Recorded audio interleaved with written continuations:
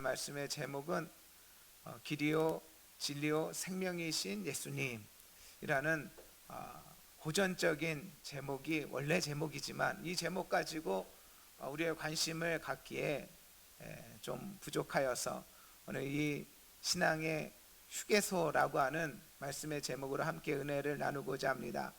믿음의 여정에서 또 이 신앙의 여정에서 이 신앙의 휴게소에서 다시 한번 길이요 진리요 생명이 되어 주시는 예수 그리스도에 관하여 깊이 있게 묵상할 수 있는 저와 여러분 다 되시기를 주님의 이름으로 축원드립니다.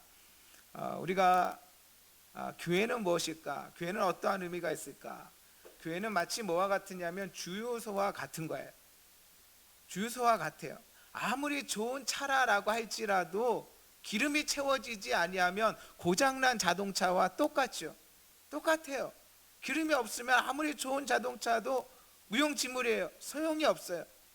우리의 신앙에 있어서 교회는 마치 뭐와 같으냐? 주유소와 같은 거예요. 한 주간에 살아가다가 다시 한번 이 교회에 나와서 이 예배를 통하여 충전되어서 이 세상을 또한 믿음으로 살아가게 되어지는 것이죠. 믿음의 여정에 있어서 예배가 없이 살아간다, 또는 교회가 없이 살아간다, 그것은 참으로 메마른 자의 삶을 살 수밖에 없는 것이 우리가 다 경험하잖아요. 요즘 예배드리지 못하고 교회에 나오지 못하고 믿음이 더 성숙하고 더 충만하고 더 성령 충만한 그런 사람들이 있습니까? 싫든 좋든 교회에 나와서 예배를 드려야, 또 함께 모여야 우리의 신앙에 새 힘도 얻고 우리가 공급함을 받게 되어지는데, 참으로 예배 없이 또 교회 없이 우리의 믿음 생활을 한다라고 하는 것은 메마를 수밖에 없다라고 하는 것이, 긴 여행을 갈 때 휴게소는 반드시 필요합니다. 그 휴게소를 통하여서 쌓인 피로가 풀려져야 되는 거죠. 또한 재충전돼야 돼. 마찬가지로 일주일의 삶 속에서 다시 한번 우리는 이 신앙의 휴게소에서 다시 한번 은혜의 공급함을 받고 오늘 말씀에 따라 길이요 진리요 또한 생명이 되어주시는 예수 그리스도에 관하여 깊이 있게 바라보기를 원하는 것입니다. 사람이 지식을 얻는 데에는 세 가지로 지식을 얻을 수 있어요. 내가 지식을 얻는다라고 할 때 첫 번째로는 배움을 통하여서 지식을 얻어요. 학문을 통하여서 지식을 얻어요. 가르침을 통하여서, 학교를 통하여서 지식을 얻어요. 이는 다른 사람의 지혜와 다른 사람의 지식을 배움이라고 하는 통로를 통하여 우리가 얻게 되어지는 것이죠. 많은 독서가 필요하기도 하고 또 공부가 필요하기도 하고 여러 선생님의 도움을 통하여서 우리가 이와 같은 지식을 얻게 되어집니다. 또 다른 지식을 얻는 통로가 있게 되어지는데, 그것은 뭐냐면 경험을 통하여서 우리는 지식을 쌓게 되어집니다. 삶의 여러 가지 경험을 통하여서, 다양한 체험을 통하여서 우리는 지식을 얻죠. 때때로 어려움을 겪기도 하고 고난을 겪기도 하고 환난을 겪기도 하고, 그러나 이러한 고난과 어려움이 우리들 가운데 귀한 지식을 주시는 거예요. 그런데 이와 같이 배움을 통하여 또한 경험을 통하여 얻는 지식은 동일한 특징이 있는데, 그것은 사람으로 말미암는 지식이에요. 사람으로 말미암는다. 우리에게는 제 삶의 세 번째 지식이 있는데, 이것은 사람으로 말미암는 것이 아닌 하나님께로 말미암는 지식이 있어요. 하나님께로 말미암는 지혜가 있어요. 이것을 다른 말로 한다면 배움도 아니고 배워서 되는 부분이 아니에요. 이것은 경험으로 되는 부분도 아니에요. 이것은 무엇이냐? 계시로 말미암는다라고 하는 것이에요. 하나님의 계시로 말미암는 지혜와 지식이 있다라고 하는 것이죠. 솔로몬이 지혜가 있었던 것은 그가 다른 사람보다 더 탁월하게 태어나서 그런 것이 아니에요. 하나님께서 그에게 계시를 주시고 특별한 지혜를 허락하여 주셨기 때문에 그 이전에도 없었고 그 이후에도 없을 만한 그러한 지혜를 솔로몬이 얻게 되어지죠. 또한 하나님께서는 다니엘에게도 지혜를 주셨습니다. 그래서 그 지혜는 얼마나 뛰어났냐면 그 당시의 지혜자들보다도 10배나 뛰어났다라고 하는 것이에요. 우리가 다른 사람보다 뛰어나면 얼마큼 뛰어나요? 100m를 달릴 때 잘 달리면 얼마큼 잘 달려요?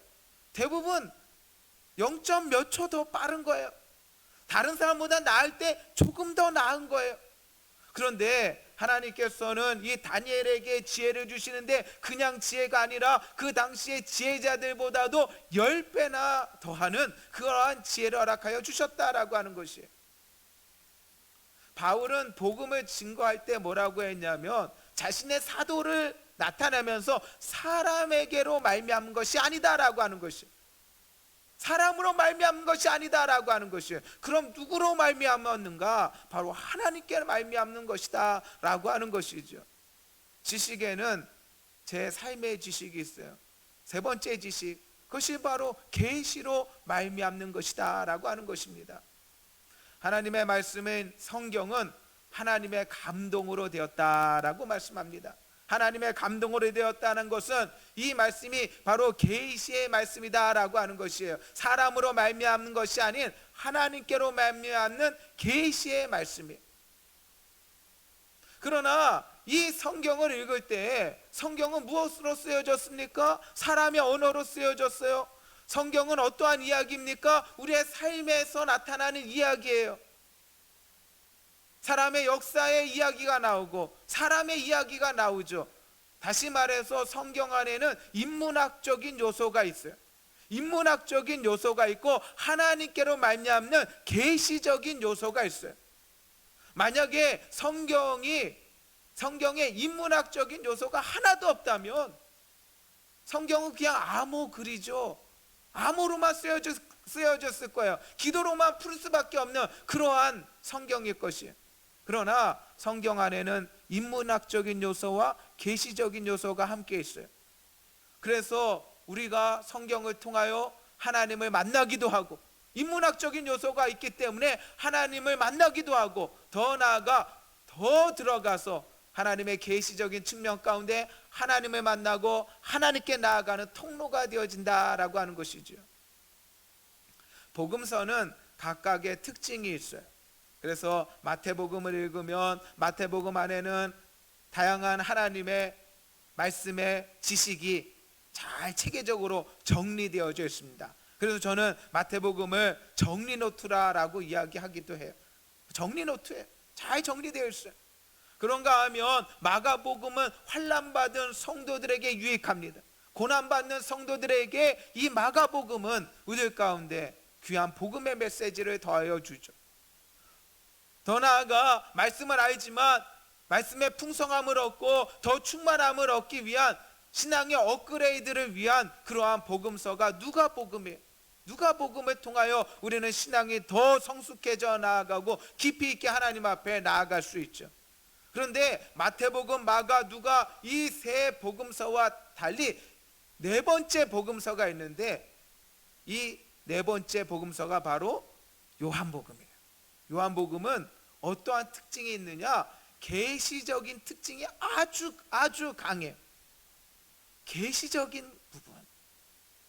다른 복음서도 다른 말씀도 다 계시의 말씀입니다. 그러나 그 더 다른 복음서들보다 다른 성경 말씀보다 더 계시적인 측면이 강조가 되어서 나온 말씀이 바로 요한복음이다라고 하는 것이에요. 오늘 말씀 속에서 우리들 가운데 가르칩니다. 내가 곧 길이요 진리요 생명이니 나로 말미암지 않고는 아버지께로 올 자가 없느니라. 여러분, 우리가 세상 살아가면서 주님을 만나요? 주님을 깨달아요? 그럴 수 없죠. 내가 세상 살아가다 보니까 길이요 진리요 생명이 예수 그리스도인 것을 깨닫게 되어집니까? 아니죠. 세상 속에서 깨닫게 되어지는데 그것은 세상 속에서 깨닫는 것이 아니라 세상의 어려움 속에서 하나님의 말씀이 기억나는 거죠. 하나님의 말씀이 생각나는 것이에요. 고난 속에서 어려움 속에서 이미 내 안에 주셨지만 붙들지 못하였던 하나님의 말씀이 기억나는 것이죠. 우리가 저 세상 속에서 일을 하다가 갑자기 예수님을 만나고 예수님을 깨닫고 그런 일은 없어요. 왜? 계시로 말미암기 때문에 그리한 것이.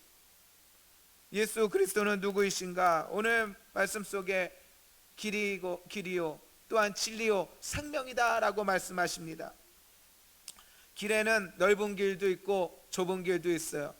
편한 길도 있고 좀 힘든 길도 있죠. 마태복음에서는 좁은 문으로 들어가라, 멸망으로 인도하는 문은 크고 그 길이 넓어 그리로 나아가는 자가 많고, 생명으로 인도하는 문은 좁고 그 길이 협착하여 찾는 이가 적음이니라.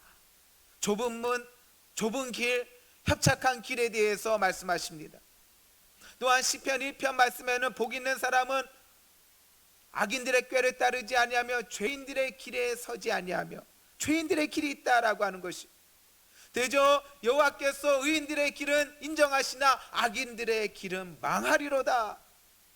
길에 죄인들의 길이 있고 의인들의 길이 있다는 것이, 의인들의 길이 있고 악인의 길이 있다라고 하는 것이에요. 길에 대해서 우리들 가운데 설명하죠. 그런데 오늘 말씀에서는 나는 그 길이요 진리요 생명이니, 주님께서 우리들 가운데 알게 해주시는 것은 다양한 길이 있지만 오직 예수 그리스도께서 참된 길이 되어 주신다라고 설명하고 우리들 가운데 선포하고 있는 것이에요. 어떠한 교회 이름은 한길교회가 있어요. 참 좋은 이름이죠. 한길교회. 우리가 아는 형제도 있잖아요. 한길, 얼마나 좋아요. 왜 이름이 좋냐? 어떠한 이름이 좋은 이름이냐? 어떠한 삶이 좋은 삶이냐? 다름이 아니라 주님을 나타내는 이름이, 주님을 나타내는 그러한 삶이 귀한 삶인 줄 믿습니다. 그 이름을 통하여 한길교회, 한길, 주님을 나타내잖아요. 우리의 삶을 통하여 주님을 나타낸다. 귀한 삶이죠. 길이다라고 하는 것이, 어떠한 게 한 길이다라고 하는 것이, 한 길, 오직 한 길. 길에는 우리가 길을 설명하기 전에 맹지라고 하는 게 있어요. 맹지, 땅. 길이 얼마나 중요하냐면, 맹지인 이유는 땅을 살 때 맹지는 땅값이 싸요. 왜냐하면 도로가 없기 때문에, 길이 없기 때문에 맹지는 싸요.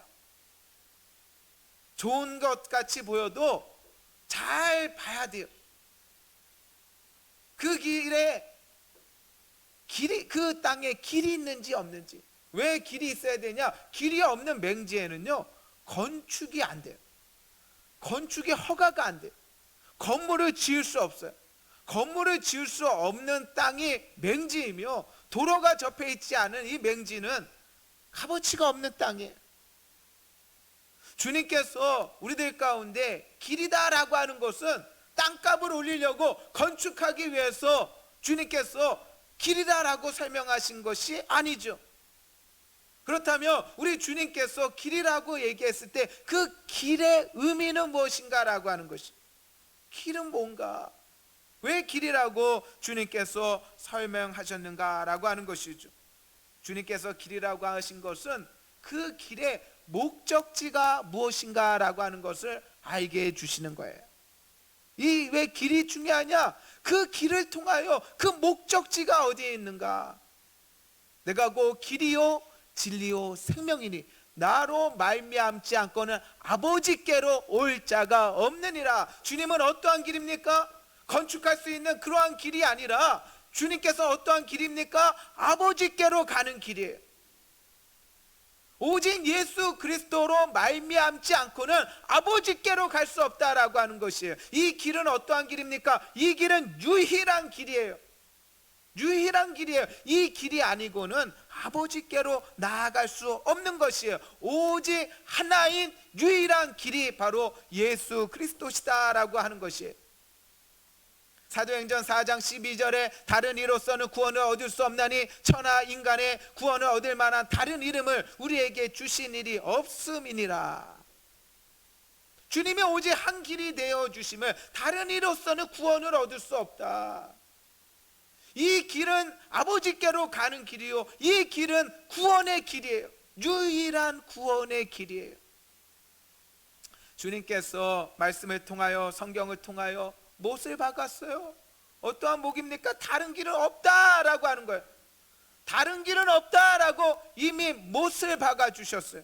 그런데 사람들은 이 하나님께서 말씀하신 것도 모호하게 만들죠. 하나님께서 분명하게 말씀하시고 선포하여 주신 것도 모호하게 만들어요. 그래서 예수 그리스도가 유일한 길이 되어지고 구원이 되어진다라고 하는 것을 어떠한 신학자와 어떠한 사상에서는 이것을 고백적인 언어로 표현을 하죠. 고백적인 언어. 저는 누가 제일 이쁠까요? 제 아내가 제일 이뻐요. 누가 제일 이쁠까요? 우리 자녀들이 제일 이뻐요.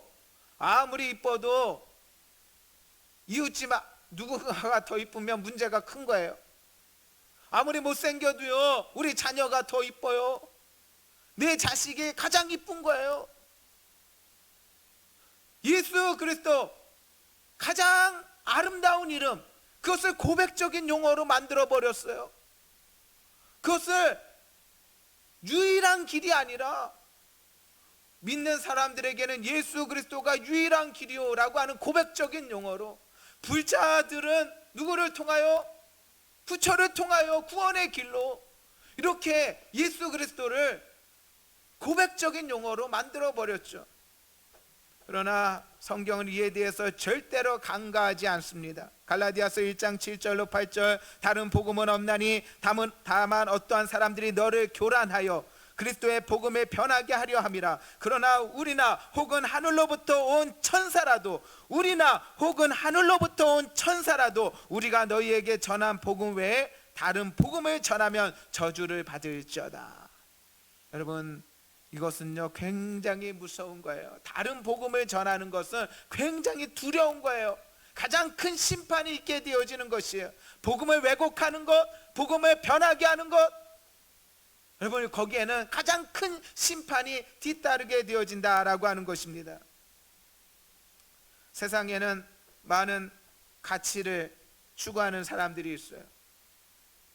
주식을 투자하는 사람은 주식에 대해서 연구를 잘 해야 됩니다. 열심히 연구하여서 주식 투자를 하죠.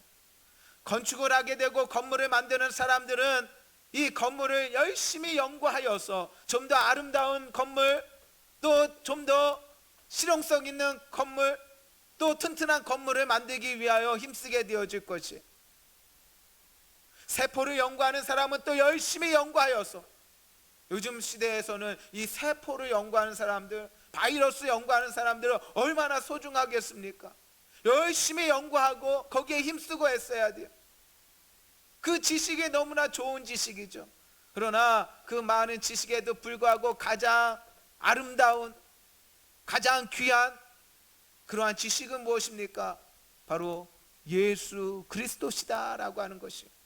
예수 그리스도. 나의 삶에 여러 가지 것들에 바빠서 오히려 예수 그리스도에 대해서 무관심하고 알지 못하면 이는 안타까운 것이, 왜 그렇습니까? 예수 그리스도께서 저와 여러분의 구원자가 되어주시는 줄 믿습니다.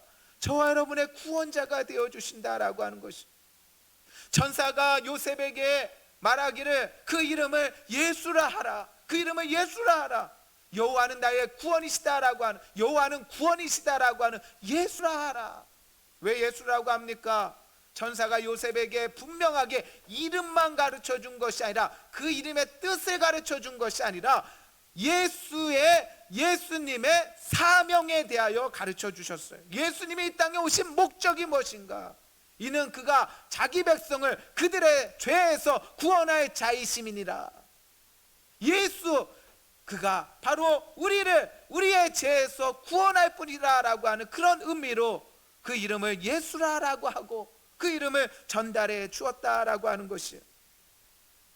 하나님께서는 우리를 향한 구원의 계획을 세우셨습니다. 하나님께서는 우리를 향한 구원의 계획을 가지고 계십니다. 그 구원의 길이 누구를 통하여 열렸습니까? 누구를 통하여 이루어졌습니까? 누구를 통하여 성취되었습니까? 하나님의 구원의 계획이 예수 그리스도를 통하여 성취가 되어졌다라고 하는 것이, 우리 예수님은 어떠한 분이신가?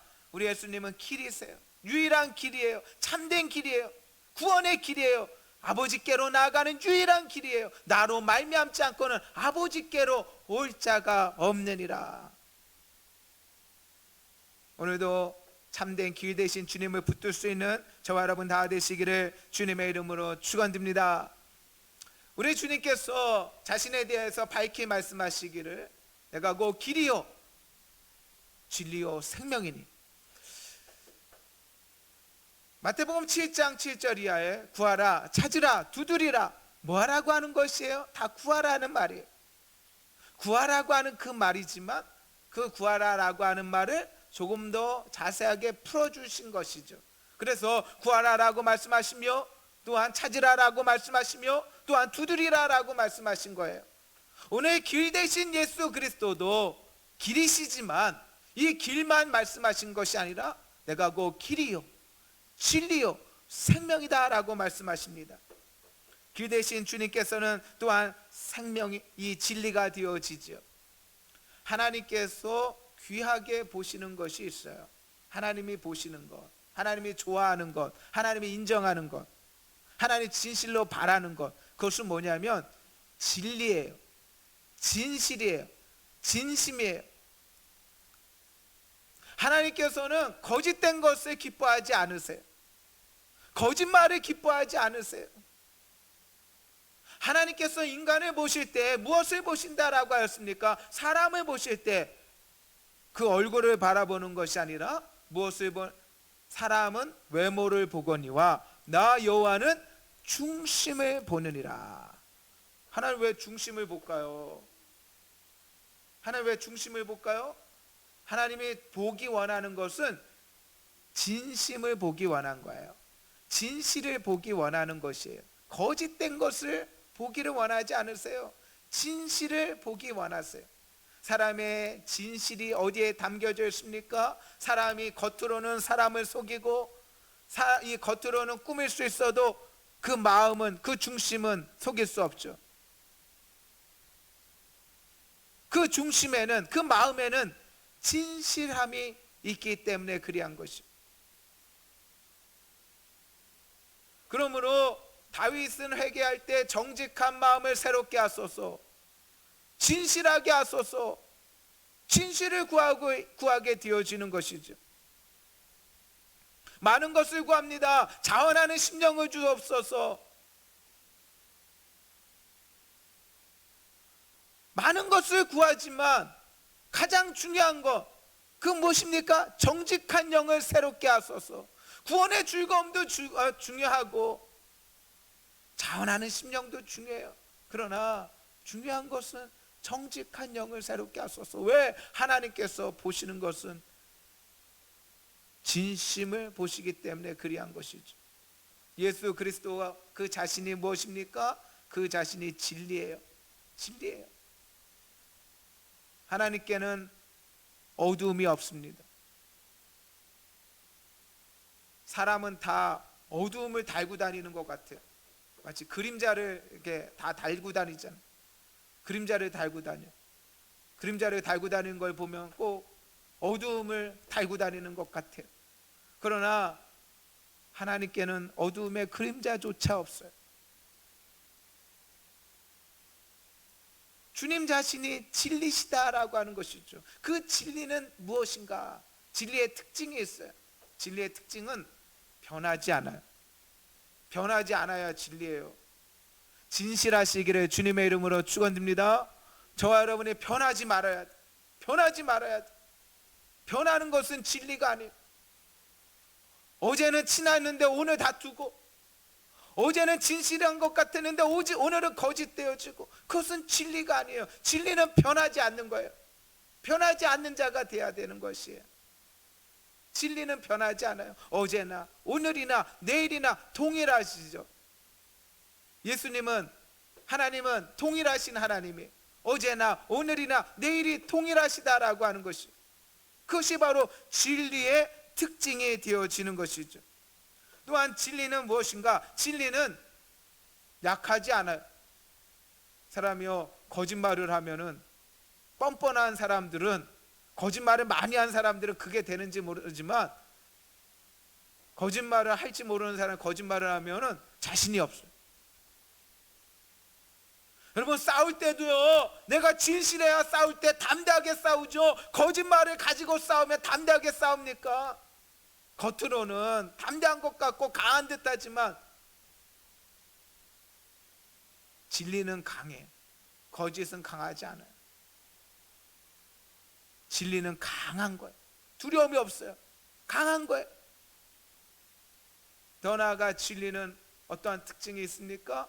영원하다라고 하는 것이에요. 영원하지 않는 건 진리가 아니에요. 변하는 것은 진리가 아니에요. 약한 것은 진리가 아니에요. 영원한 것이 진리. 그렇다면 진리는 누구입니까? 변하지 않고 약하지 않고 영원한 것은 오직 예수 그리스도이신 줄 믿습니다. 오직 예수 그리스도만이 변하지 않고, 사람은 변하잖아요. 사람은 약하잖아요. 사람은 진리일 수 없어요. 이 세상에 있는 것들은 진리일 수 없어요. 다 약해요. 무너져요. 사라져요. 없어져요. 진리는 오직 예수 그리스도예요. 우리 주님께서 우리들 가운데 구원의 길을 내어주시고, 그 길은 영원한 길이고 참된 길이고 견고한 길이고 변하지 않는 그 길이다라고 하는 것이죠.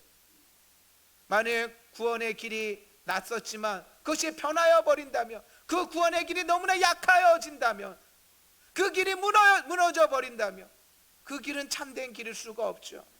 그러나 주님께서 말씀하시기를 내가 곧 길이요 진리요 생명이다 라고 말씀하십니다. 우리 예수님은 마지막으로 어떠한 예수님이십니까? 우리 예수님은 자신의 우리 가운데 가르쳐 주시기를 생명이다 라고 말씀은 가르치고 있습니다. 생명에 대한 다양한 가치와 또한 말씀이 요한복음에는 아주 가득가득 채워져 있어요. 하나님이 세상을 이처럼 사랑하사 독생자를 주셨으니 이는 그를 믿는 자마다 멸망하지 않고 영생을 얻게 하려 하심이라. 도둑이 오는 것은 도둑질하고 죽이고 멸망시키라는 것뿐이요 내가 온 것은 양으로 생명을 얻게 하고 더 풍성히 얻게 하려는 것이라. 내가 곧 부활이요 생명이니 나를 믿는 자는 죽어도 살겠고 살아서 나를 믿는 자는 영원히 죽지 아니하리니 이것을 내가 믿느냐. 요한복음 20장 31절은 요한복음의 기록 목적입니다. 오직 이것을 기록함은 너희로 예수께서 하나님의 아들 그리스도이심을 믿게 하려 하며 또 너희로 믿고 그 이름을 힘입어 생명을 얻게 하려 함이니라. 생명에 대한 말씀이 있죠. 주님이 생명이시다. 기독교는 은혜의 종교입니다. 은혜가 있어요. 은혜가 있다라고 하는 것은 어떠한 의미인가? 은혜가 있다라고 하는 것은 우리 안에 능력이 없다는 것을 고백하는 거예요. 우리 안에 힘이 없다는 것을 고백하는 거예요. 우리 안에 구원이 없고 우리 안에 생명이 없음을 고백하는 거예요.